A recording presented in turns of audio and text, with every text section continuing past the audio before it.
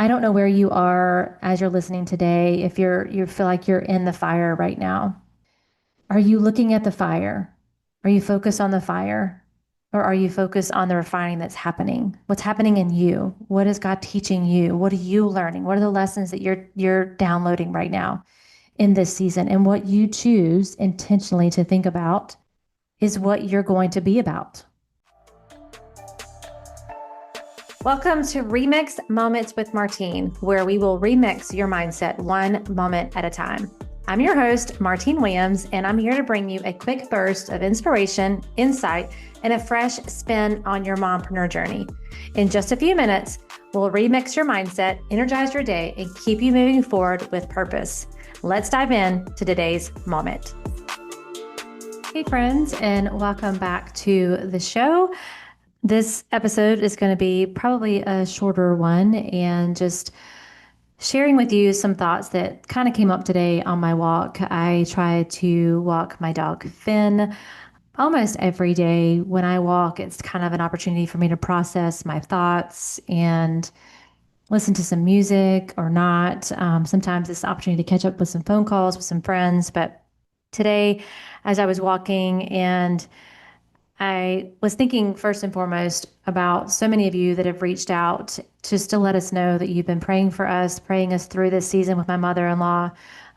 We are down to days, really any day now, before she is moved from this world, this broken world, into eternal grace and in a new pain-free body.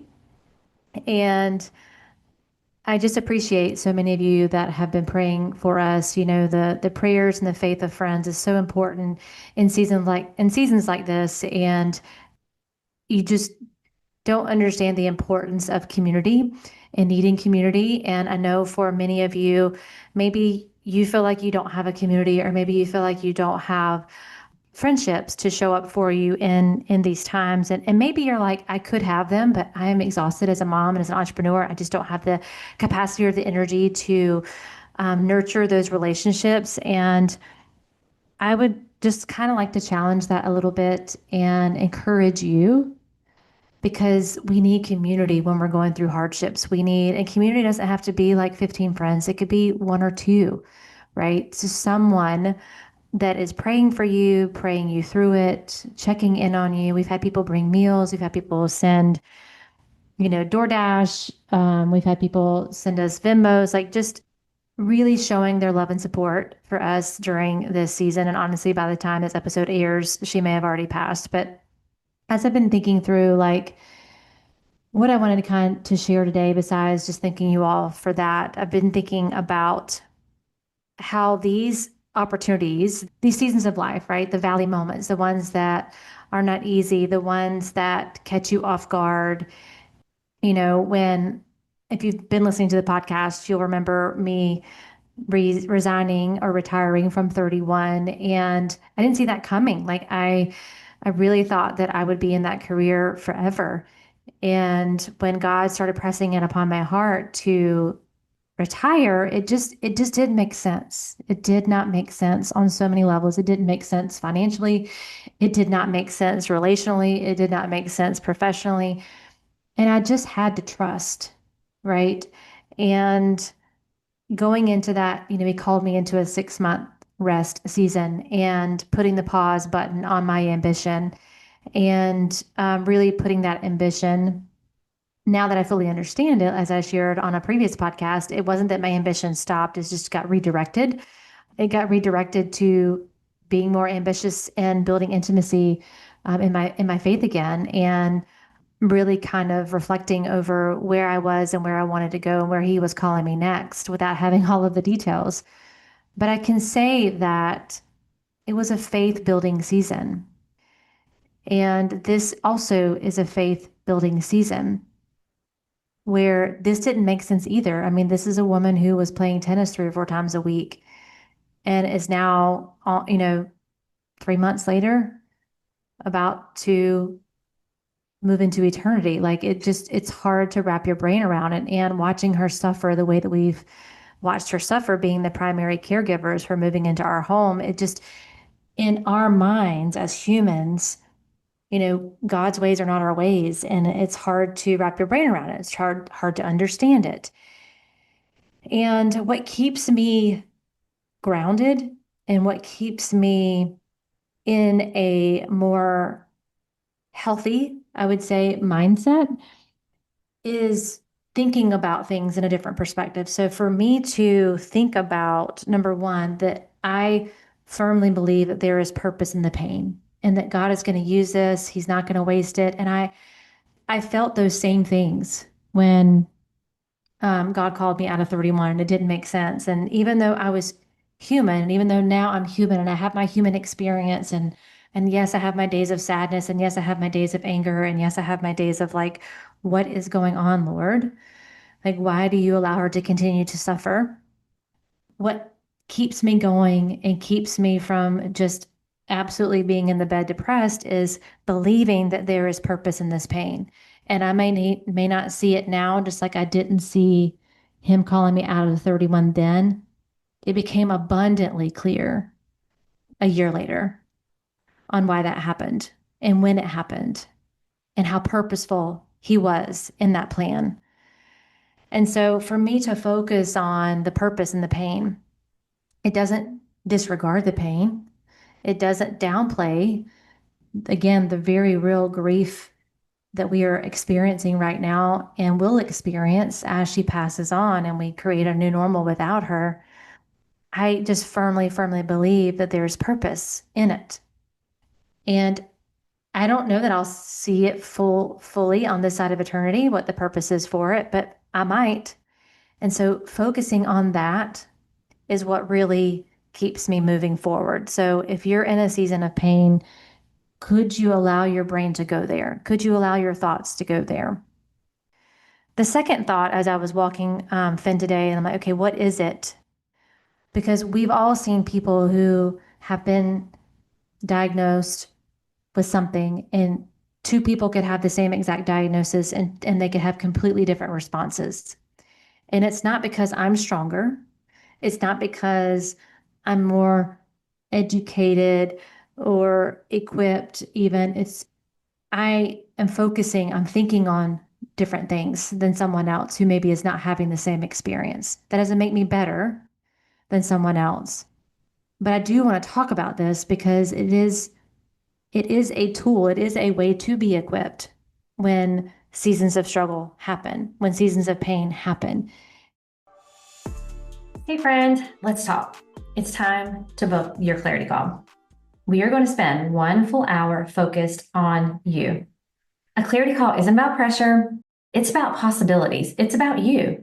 You having a space to talk through what's on your heart and mind, you walking away with a clear vision and practical next steps, and you feeling confident in what's next and how to get there. You don't need to have it all figured out. That's my job. All you need to do is show up and we'll figure it out together. This is the best hour you can invest in yourself right now. Not in 6 months from now, not next month, right now. And don't just take my word for it. Here's what one of my coaching clients had to say after working together. When I started coaching with Martine, I was extremely burned out, overwhelmed, very stressed, and I knew I needed to make some changes. So I reached out, and over the course of time, she helped me realize that I needed to take back control of my schedule, create boundaries, and then along the way, I had a huge transition in my business, and she helped me figure out my next steps and help me structure a new business. And she's been there for me and been able to help guide me with her advice and her knowledge. Without her, I could not be where I am today. That transformation, it starts with one conversation. It's time to stop spinning your wheels and start making real progress. So head right now to martinewilliams.com or in the show notes and grab your private clarity call spot on my calendar before they're gone. And since I personally monitor my inbox, if you don't see a time slot that fits your calendar, just send me an email at martinewilliams.com with 3 times that do work, and I will make it work for you. All right, friend, let's get back to the show. The other thought that I was having is this faith building moment and truly seeing it as that. Because I can either see this as a season of pain and discomfort and obstacle, or I can see this as an opportunity to build my faith.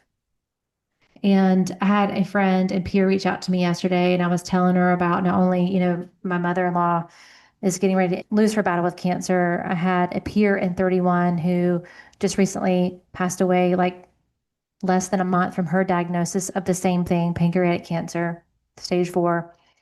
And then my sister-in-law has been battling her cancer for over a year. And I can be looking at all of those things through the lens of these are all opportunities for me to build my faith versus looking at each individual opportunity as an obstacle. And my friend that reached out to me who understood all of these situations, she said, wow, you're really being tested right now. And that is a true statement. And we all love tested, improved things, right? But we don't like to be tested.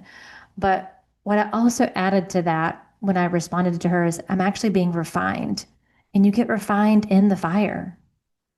And it's just where I choose to think.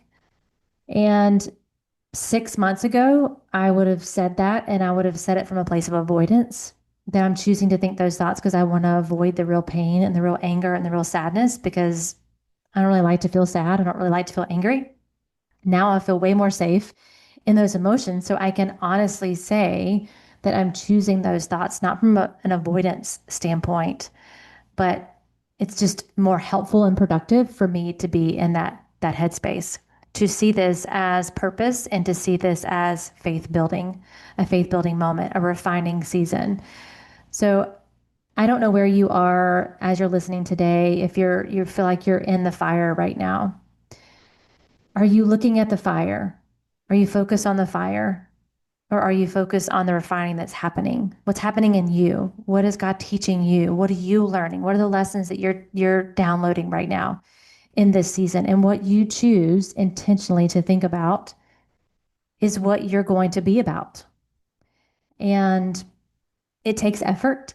It takes being willing to name what you're feeling so you can tame it and to allow be an allowance of the emotion and be an acceptance of the emotion. And then when you're ready, move out of it. But it's a skill set of learning to manage your thoughts and manage your brain when these times happen. And I used to think that, well, everybody does this. And the more I coach women, the more clients I work with, the more I realize most people don't do this. They don't know how to do it. They believe everything their brain is telling them. And so if you're in that kind of season right now, I really want you to spend some time thinking about what you're thinking about. It could be 100% true. Our circumstance right now with Shelly is not changing. It's very true that she is about to pass. And I can choose to sit and think on that and let that bring up some emotions, or I can choose to think about how this is a faith building season and how there's purpose. There's going to be purpose. There's already been purpose in this pain.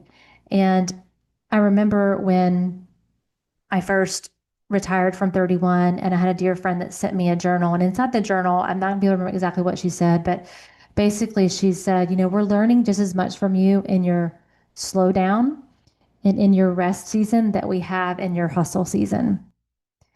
And so I pray that no matter where you hear me, whether it's on this podcast, if you're on my email list, if you're not, why not? Go to martinewilliams.com and get on the glow up list. Or maybe it's on social media, which I've been kind of hit or miss on that. But my prayer is always that you will get true, authentic conversation. And I pray that you will see me living this out in a way that you're learning just as much from me, right? No matter what season I'm in, I want my spaces to be where you feel seen, where you feel supported, where you feel activated, and where you feel compelled to move, and where you feel compelled to think differently so that you can respond differently and then you can create different results for yourself. So we all have those 5 things. We all have circumstances. We all have our thoughts about those circumstances, We all have our feelings that come from those thoughts about the circumstance, and then we take actions based on those emotions. And our actions are what create our results. But we have to go back to the thought first, because your circumstance might not change. Our circumstance is not changing.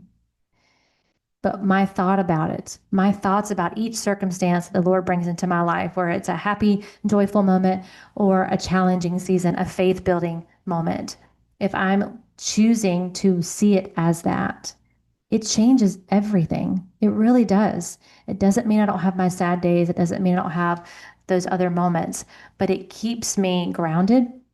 It keeps me rooted in the truth.